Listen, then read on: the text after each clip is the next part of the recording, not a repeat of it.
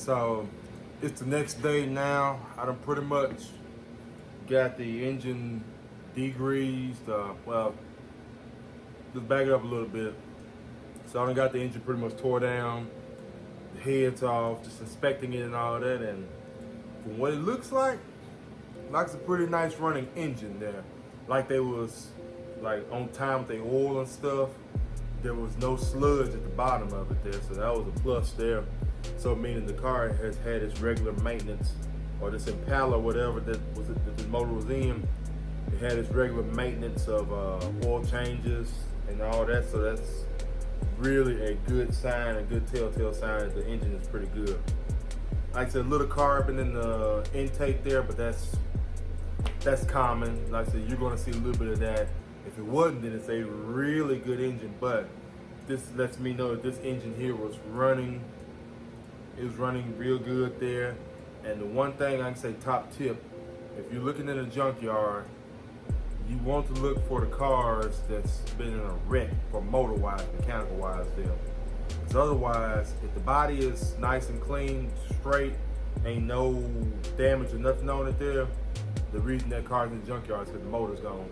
So if you find one that's been wrecked, then it's going to be 8 out of 10 that motor's going to still be good. Just depending on where the wreck was. If it got hit from behind, that might be all right there, but you kind of have to worry about the crank, like thrust bearing, whatever you want to call it there. Because sometimes when you hit it, that force transfers to the transmission, to the back of that motor, to the crankshaft and all that gobbledygook there. It's all chain reaction there. So that's why I said 8 out of 10, but I digress. Anyway, this motor here is talking to me and it's telling me nice words that I like to hear. But like I said, so now all I'm gonna do now is go ahead and we're probably going to rotate this here. I'm probably gonna go ahead while I got this at the bottom here. While I got this thing turned over, I might go ahead and just replace the oil pump. Just go ahead and replace the oil pump, and that way be done with it, because most of my work is gonna be on the top side anyway. I did my research as well too with the oil pan, because I was worried about like the 3.5 Impala and the 3.5 Malibu. I was worried about they was gonna have a different oil pan or something like that there, because different configurations and stuff. But it looks to me like they share the same oil pan. I believe it's just different. Like they got the same holes here in the same areas, except for just like for the mounts and all that there, they may be in different places here and there. But otherwise, they're the same. So that's a plus there. So I can go ahead and just button this up at the bottom here. Do the oil pump there. A lot of people probably don't think to do a new oil pump, but this, you want to make sure that that is good, because you just never know. It may not be a good oil pump. It may go out soon. So you rather just have that insurance, at least new oil pump, and you know it's good. Otherwise, the oil pump go, you destroy that engine. Put a new timing chain on it, it's timing out of whack and all that stuff, you destroy that engine. So we're just gonna make this engine as reliable as possible. I'm gonna try my best to go ahead and try to see if I can get this crank pulley off here, so that way I can continue on with trying to get the timing cover off and the timing chain. But there is some unique stuff about this motor here that I didn't know was there. For instance, I was looking through, it's like some little oil squirters. So it's like some oil squirters up underneath the piston. So it's like it squirts oil or something like that on the cylinder walls, I guess. And that's pretty trick technology right there. I didn't know this car had that there. So that's a plus right there. I thought that was very brilliant there. And so just keep everything lubricated and all that stuff there. That's like I said, I've never seen that before. And I can see where the crank position sensor is. I can see the little keyway right here. Let me see if I can get you down through here. The little keyway right here. This is where that little sensor is knowing where the crank is at all times. And this is the sensor right here. And like I said, the oil pump obviously. And then like I said, the little squirters I was talking about, they're up underneath the piston, so I guess it shoots oil onto the cylinder walls, just keep everything lubricated. But again, that's trick technology right there. But I guess enough talking. Let's go ahead and just get started with. Guess I'm gonna go ahead and get this oil pump off here. I'll go ahead and get the torque specs there, so that way I know I got it torqued down properly. And we're gonna go ahead and turn the engine to top dead center, and then we're gonna go ahead and take this cover off and just see where that mark is. And put the new timing chain on and just start building back this engine here. So in, let's go.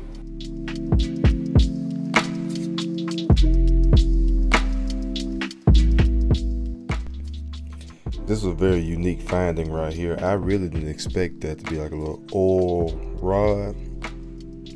It surprised me, but make sure you get that thing engaged in there properly, because that's very vital and crucial to the life of the engine. But that was just definitely an interesting discovery.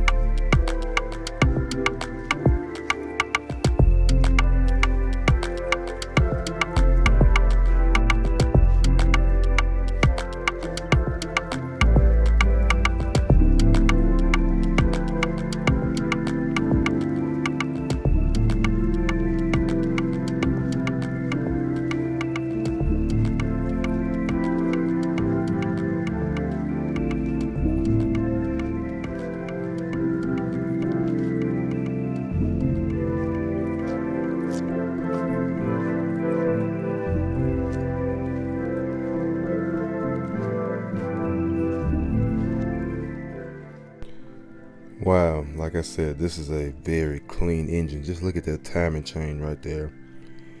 And like I said, it's just a clean looking engine. It's just really good. So now I can go ahead and just take the old timing chain out, and just go ahead and just get started with doing the timing. But the main thing is you want to do when you start doing this timing chain is go ahead and turn that engine over to #1 top dead center. That's gonna be the first thing you do. So right here now you're looking at these are the dots here you need to line up. So you need to line them dots up, make sure they line up perfect.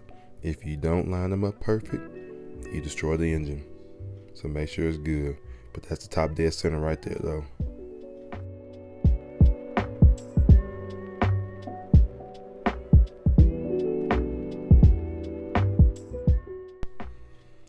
Right here is I use a cotter pin, so I know it looks a little extreme what I'm doing is using a big old pair of wire pliers, but just take a cotter pin, just squeeze that timing chain in the tensioner, and you're gonna catch it right there, so that way you got the slack.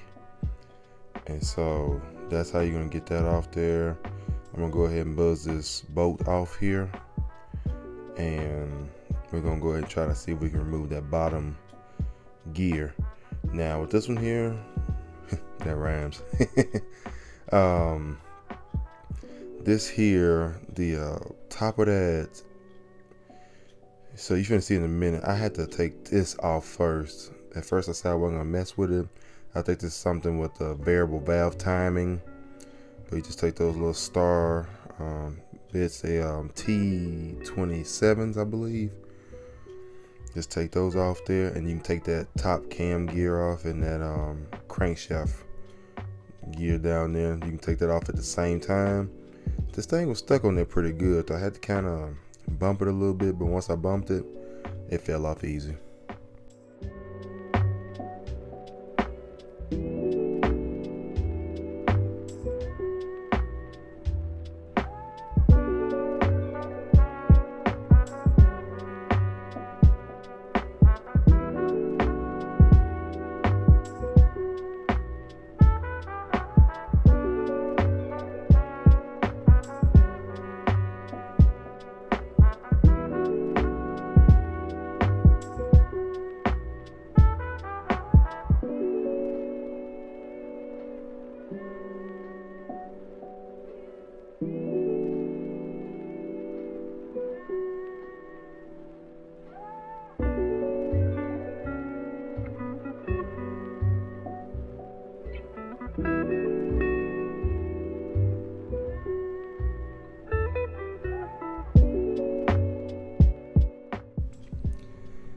I was a little nervous with this process here because technically speaking, this is kind of like brain surgery, I guess, or heart surgery.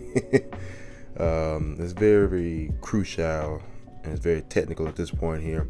So I want to put the chain like side by side, and I wanted to make sure I put that chain in the exact spot that the old chain was at. I wanted to make sure I was, on point with that there. And so eventually I'm gonna go ahead and get started trying to put these put this chain on this cam sprocket, or whatever you want to call it, cam gear. Just trying to work that through there. And it's very important, if you're gonna do a timing chain, you're gonna want to do the timing chain tensioner as well too.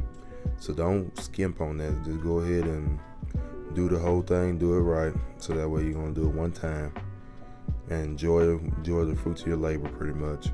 But now I'm gonna go ahead and just get this timing tensioner put on there, the bolted back up there, and we're gonna get ready to put this thing back together.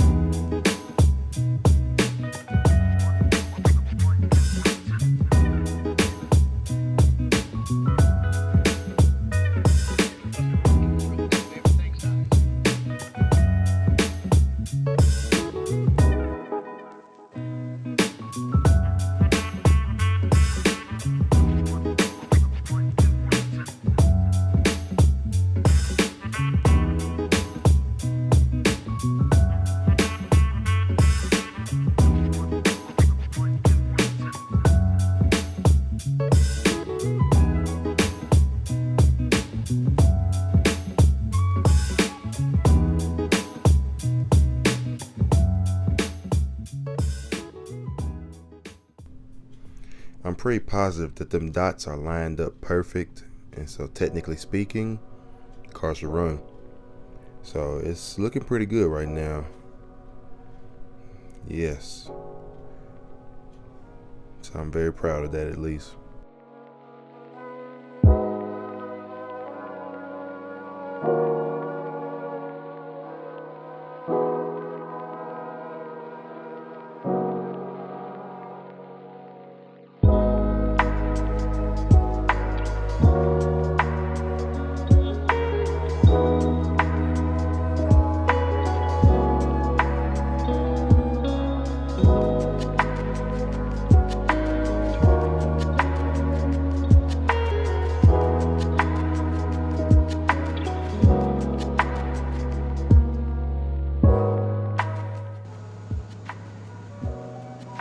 Alright, y'all, so we're back again. So last scene, y'all saw me, I had the new timing chain. I had to put the new timing chain on with the new tensioner in there. Even though I believe I probably could have got away with the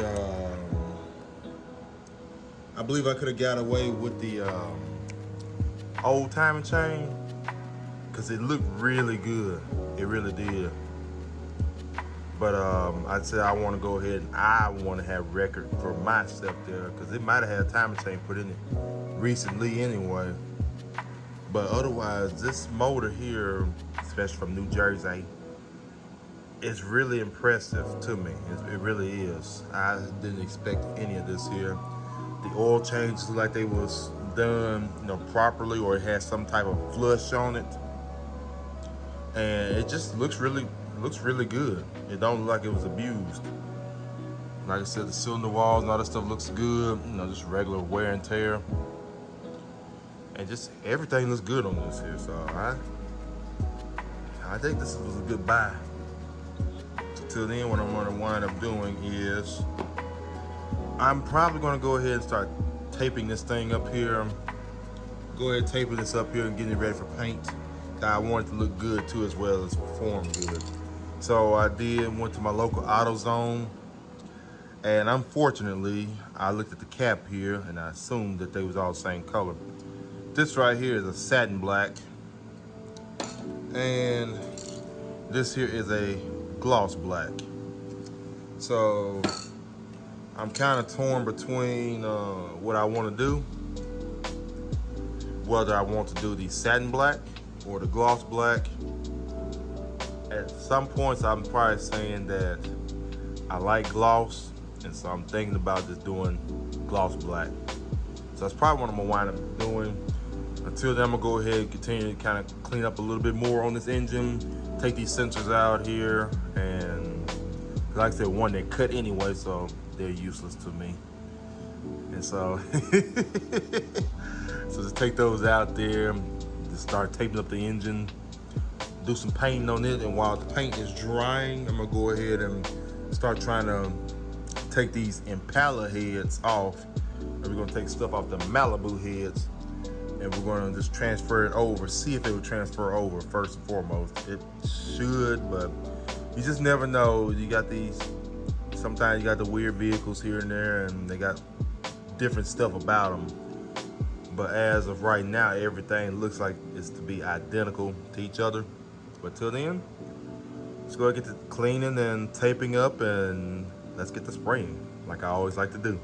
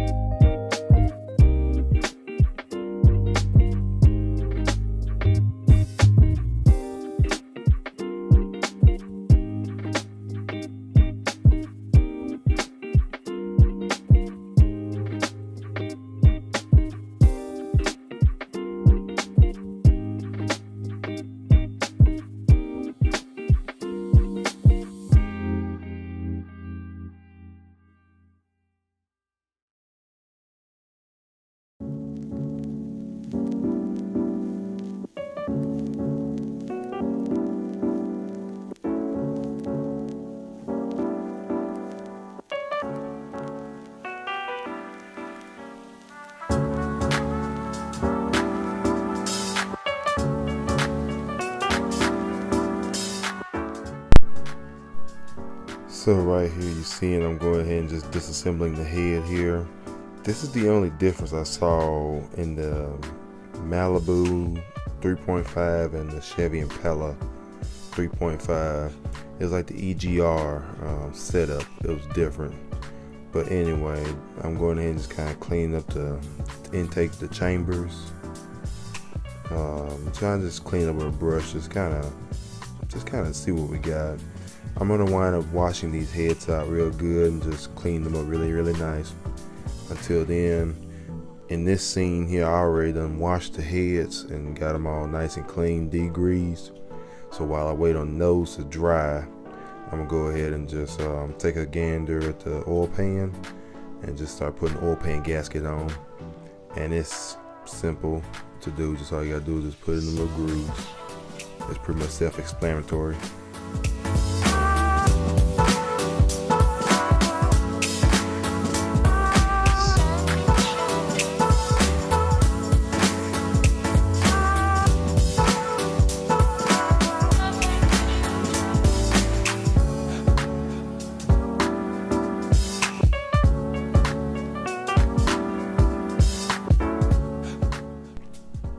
Another thing I do when I do these oil pans for these GMs as well too, I think the some service bulletins do it as well too. Just put a little dab of silicone or gasket maker on the corners to make sure they just seal it real nice.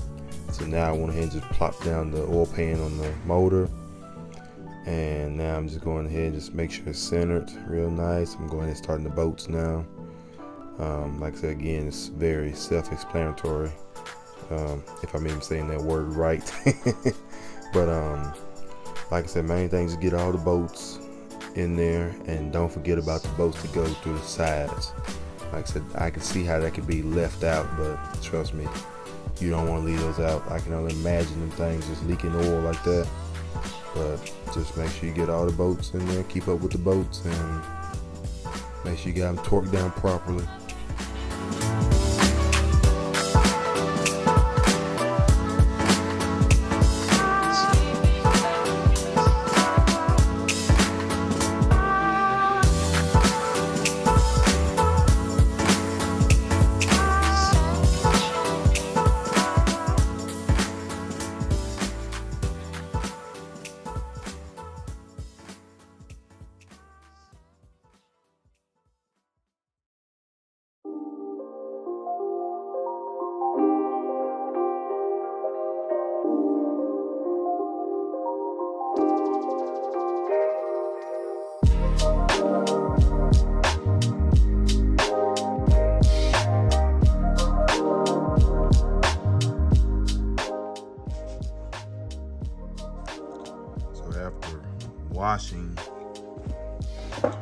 After washing the heads up real good, I see they got a little flash rust on it, but that's all right though. That's not bad. It's actually kind of expected. So what I'm gonna try to do is kind of do a little halfway port job somewhat. I want to make sure that I'm careful and don't get too much material off. I'll show you what I mean in just a second.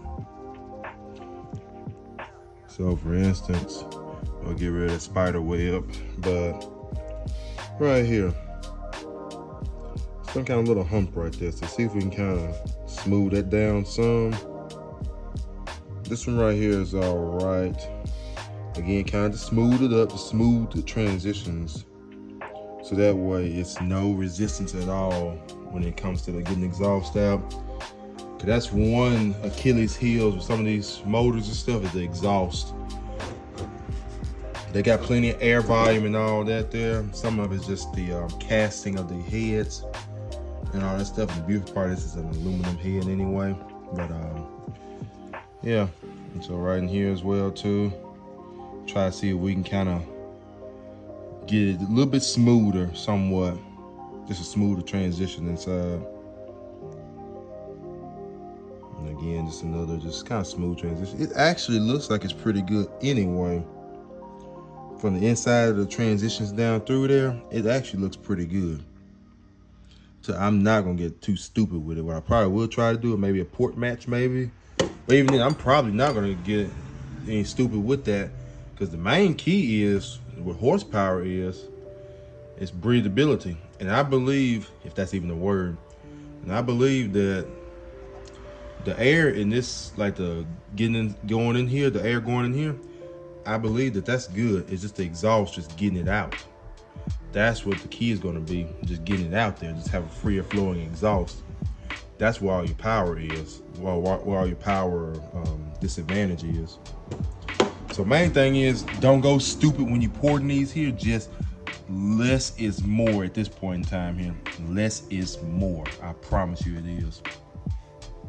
Because like I said, you overdo it, you ruin the heads. But just like I said, just a little bit. That's all you need. You don't need to go stupid with it.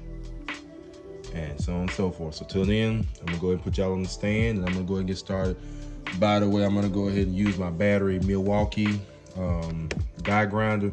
That's what I mean by less is more. So I ain't even got to be sitting here for hours and on hours and all that stuff. Just kind of go after it a little bit. But this thing right here is pretty neat though. I like it. It definitely got the speed, the power, for sure. So I'm gonna just have a battery built part. I got another battery sitting up there, ready to be hot or ready to be put in case I run out of battery with that there.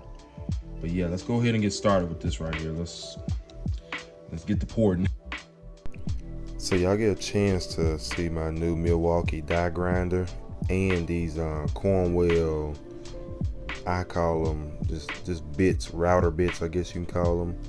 And I literally bought these for this project alone, and I had these things probably for about a year, and this is the first time I got a chance to use them. But like I said though, you see it, less is more. Just take your time, don't get too stupid with it. Main thing is just put some earbuds in and just go to town.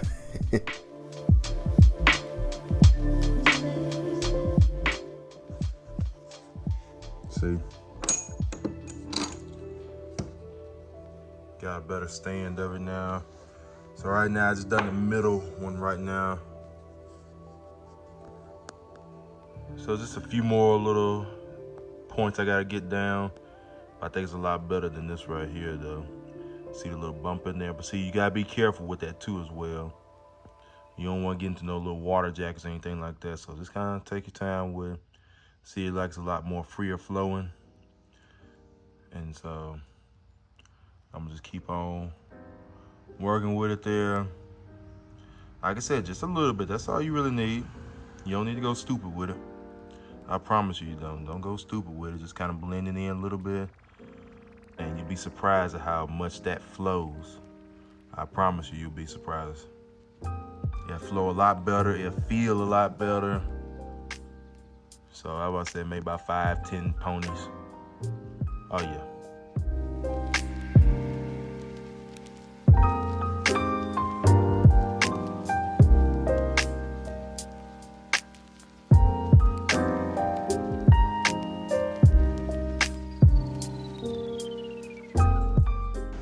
This right here is just a quick explanation right here. So I'm glad you keep the old gaskets so that way you can make sure that you got all the right reference points for the holes.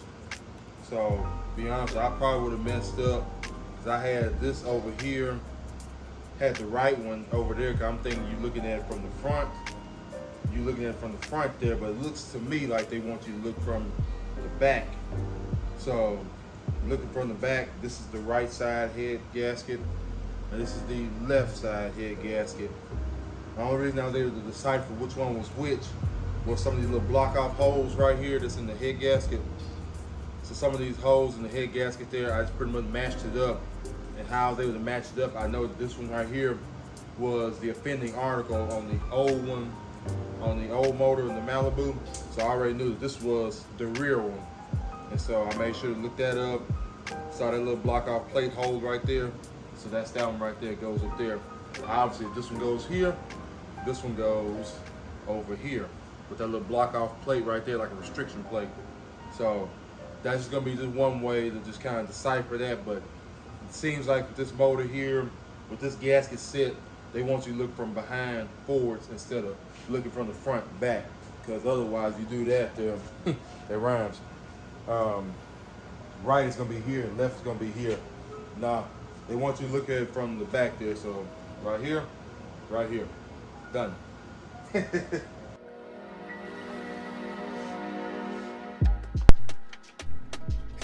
I was very adamant about that, but anyway, let's continue on with the build. So now I'm just putting the heads on. Just put the heads on them dowel pins. Just put one bolt up there just to keep it from falling off. And you're gonna soon be ready to torque the heads down pretty soon. Like I said, I'm just glad this is not no big block heads, because I'm pretty sure them things are pretty heavy. I don't really know the weight of those heads, but you think about big block Chevrolet and big block Ford, especially FE, them heads get pretty heavy. But right now all I'm doing is threading in the bolts.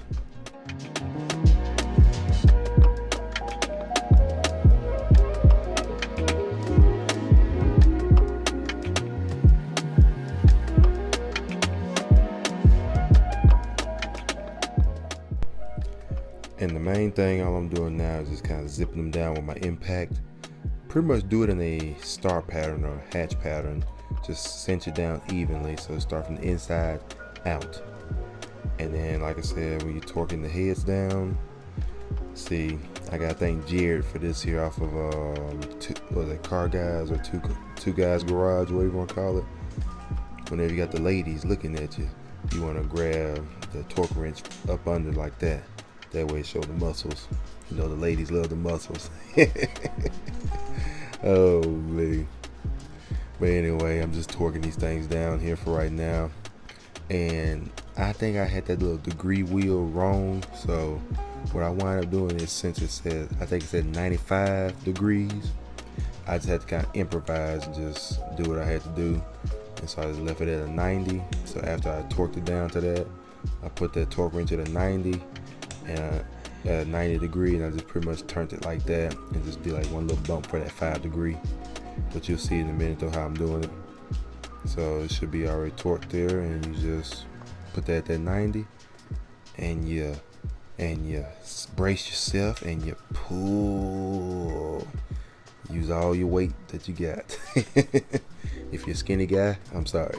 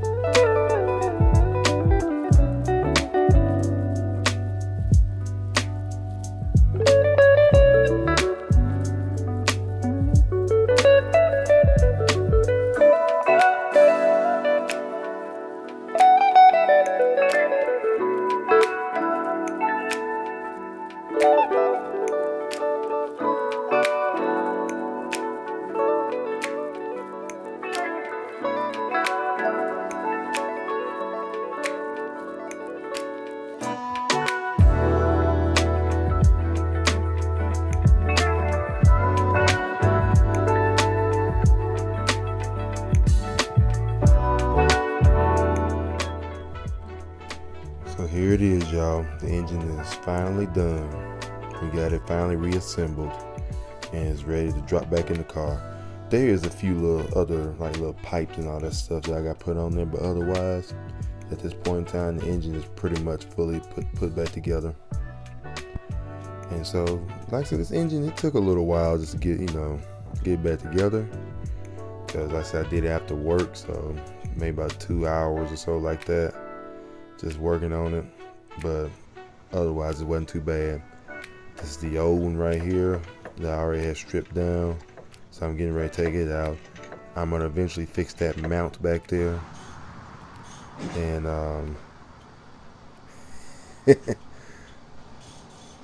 that little thud was not planned, I promise you it wasn't.